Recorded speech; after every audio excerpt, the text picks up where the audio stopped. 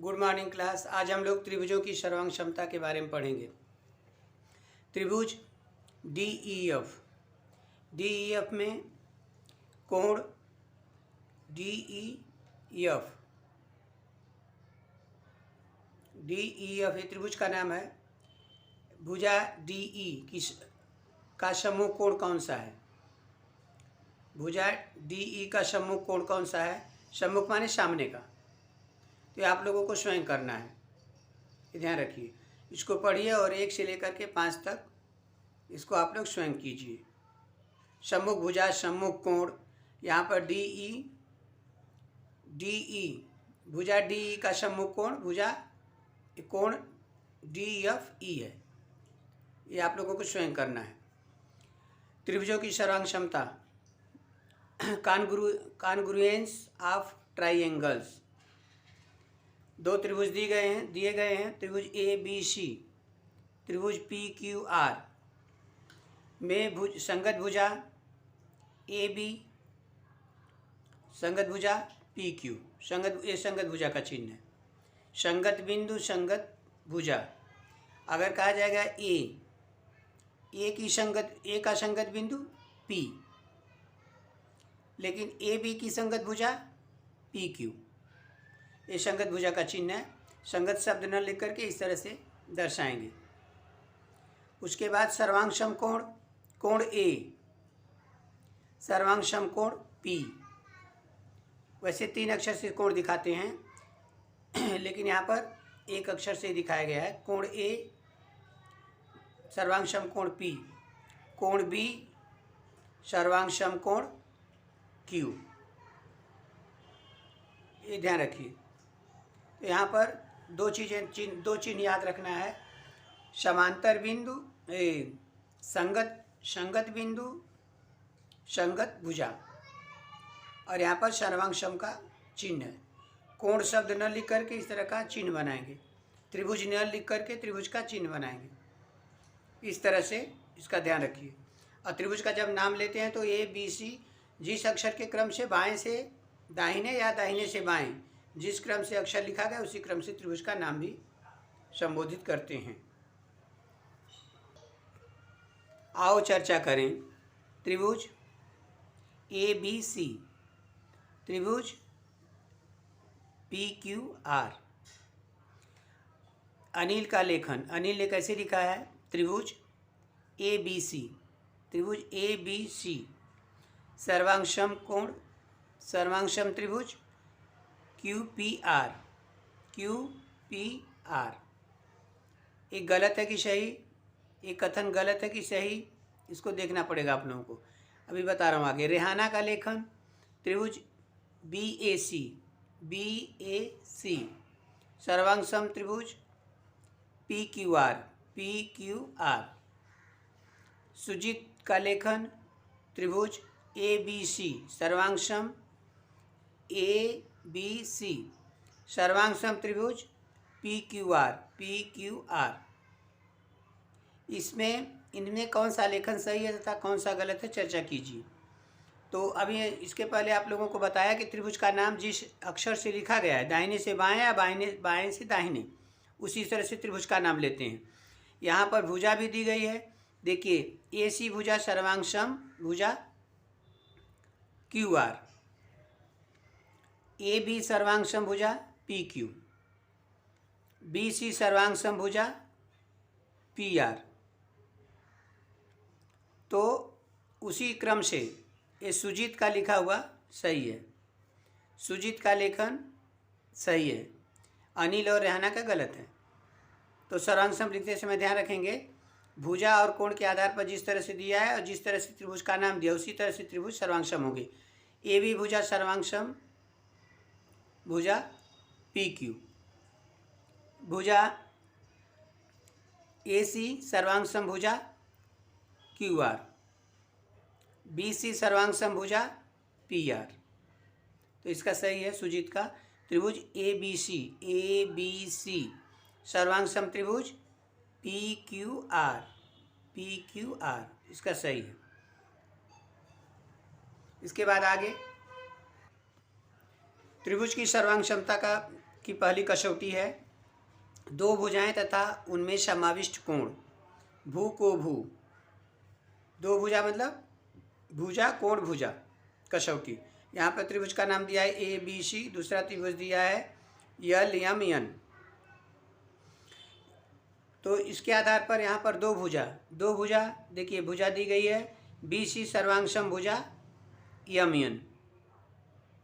दूसरी भुजा A B सर्वांगसम भुजा यल यम। और कोण दिया है कोण बी, कोण ए बी सी सर्वांगसम कोण यल यम यन। इसके आधार पर ये त्रिभुज सर्वांगसम है। इसमें दो भुजाएं सर्वांगसम दी गई है। पहली भुजा ए बी जिसकी सर्वांगसम भुजा है यल यम, बी सी की सर्वांगसम भुजा है यम यन, कोण बी कोण यम। तो तीन अक्षर में कोण का नाम लेंगे ए बी सी कोण ए बी सी सर्वांगसम कोण यल यम यन। तो ये पहली कसौटी है। फिर आगे दूसरी कसौटी पढ़ते। दूसरी कसौटी है तीन संगत भुजाएं। भू भू भू मतलब भुजा भुजा भुजा कसौटी। त्रिभुज का नाम दिया गया है पी क्यू आर। दूसरा त्रिभुज है एक्स वाई जेड।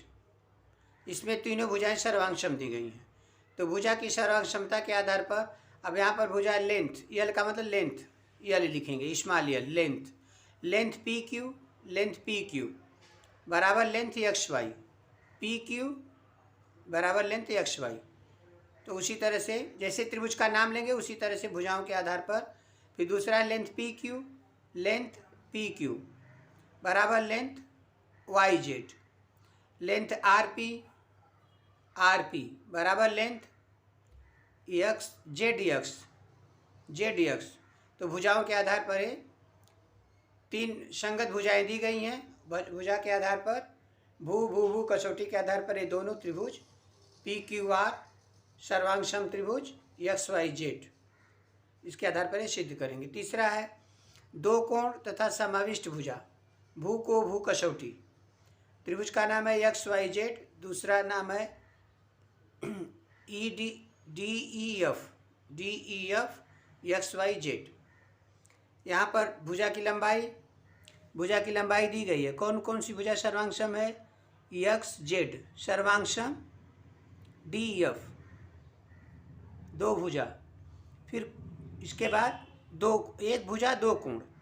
भुजा एक्स जेड सर्वांगसम भुजा डी एफ, कोण पहला कोण है एक्स, कोण एक्स सर्वांगसम कोण डी। दूसरा कोण जेड सर्वांगसम कोण एफ। तीन अक्षर में नाम लेना है तो ऐसे लेंगे वाई एक्स जेड सर्वांगसम कोण ई डी एफ। जेड का नाम, जेड कोण को दर्शाना है तीन अक्षर में, तब लिखेंगे कोण वाई जेड एक्स सर्वांगसम कोण जेड एफ के बराबर है, तो फिर ई एफ डी सर्वांगसम कोण। और ये संगत भुजा है, संगत भुजा का चिन्ह दिया गया है। चौथी कसौटी है को भू मतलब दो कोण एक भुजा। भू को कसौटी। अब यहाँ पर दो त्रिभुजों के संगत कोणों की दो जोड़ियाँ सर्वांगसम हों तो शेष कोण भी सर्वांगसम होते हैं, क्योंकि त्रिभुज के तीनों कोणों के मापों का योगफल 180 अंश होता है। इसलिए दो कोण तथा दो संलग्न भुजा दूसरे त्रिभुज के दो कोण तथा भुजा के सर्वांगसम हो तो भू को भू कसौटी की शर्त पूरी होती है, तो वे त्रिभुज सर्वांगसम होते हैं। पांचवा है समकोण त्रिभुज की कर्ण भुजा कसौटी। समकोण त्रिभुज कैसे पहचानेंगे? यहाँ पर इस तरह का चिन्ह चौखट जैसा बना है 90 अंश का कोण। इसी कोण का उपयोग पाइथागोरस के प्रमेय में भी करते हैं। तो 90 अंश के कोण के जो सम्मुख भुजा है, ठीक सम्मुख भुजा होती है कर्ण।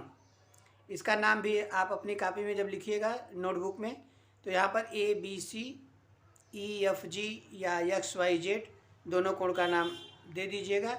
यहाँ पर देखिए, अब ये भुजा सर्वांगसम मान लो ए बी है, ए बी भुजा सर्वांगसम भुजा X Y. A B C फिर इसके बाद ए और सी भुजा ए सी सर्वांग समभुजा, यहाँ एक्स वाई जेड है तो एक्स जेड सर्वांग समभुजा एक्स जेड, इस प्रकार से इसको दर्शाएंगे। और इन्हीं कसौटी के आधार पर हम त्रिभुज की सर्वांग क्षमता के सवाल हल करेंगे। इसके बाद आगे अभी नियम उसको लिखा गया शब्दों में, उसको देख लीजिए। उसके बाद प्रश्न संग्रह 13.1 का सवाल कीजिएगा। पहली कसौटी भू को भू, जैसा चित्र के आकृति के आधार पर आप लोगों ने सीखा। पहली आकृति दी, इसको लिख लीजिए। दूसरी कसौटी भू को भू भू भू कसौटी। तीसरी कसौटी है भू को भू कसौटी। चौथी कसौटी है को भू कोण कोण भुजा। और पांचवी कसौटी है कर्ण भुजा कसौटी। इस कसौटी हमेशा याद रहनी चाहिए। इसी कसौटी के आधार पर 13.1 के सभी सवाल हल कीजिए। और चिन्हों का ध्यान रखिए। सर्वांग सम का चिन्ह, त्रिभुज शब्द नहीं लिखते हैं, वहाँ त्रिभुज का चिन्ह बनाते हैं। कोण लिखना है तो कोण का केवल चिन्ह बनाते हैं। इस तरह से ध्यान रखिए। और समकोण त्रिभुज में समकोण जहाँ बना हुआ कोण है उसके ठीक उसकी सम्मुख भुजा जो होती है वो कर्ण होती है। कर्ण के आधार पर कर्ण भुजा कसौटी, तो उसमें 90 अंश का कोण बनेगा।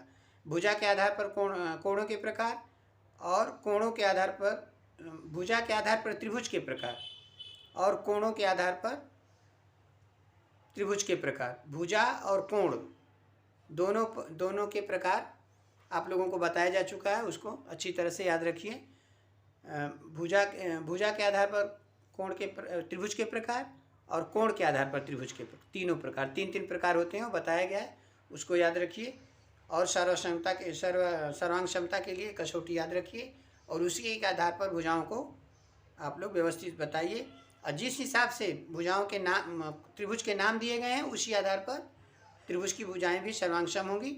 और आकृति के आधार पर आकृति कच्ची बना करके कसौटी को लिखिए और उसके बाद इस कसौटी को लिखने के बाद प्रश्न संग्रह 13.1 के सभी सवाल हल कीजिए। धन्यवाद।